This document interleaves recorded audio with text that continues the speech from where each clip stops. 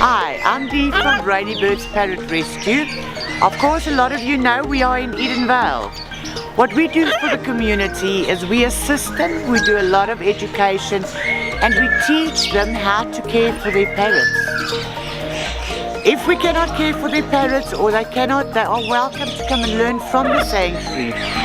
We give opportunities to schools and to people in Edenvale to come and volunteer and to learn more about birds. And then of course we rescue.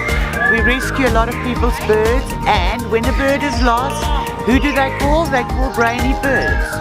And the community helps us a lot with different things as well.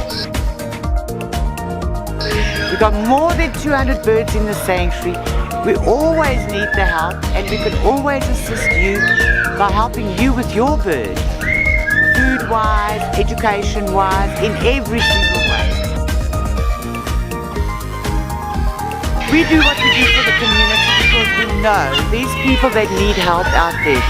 When you go and buy a bird in a pet shop, you actually never get the education, what it's like to own a bird.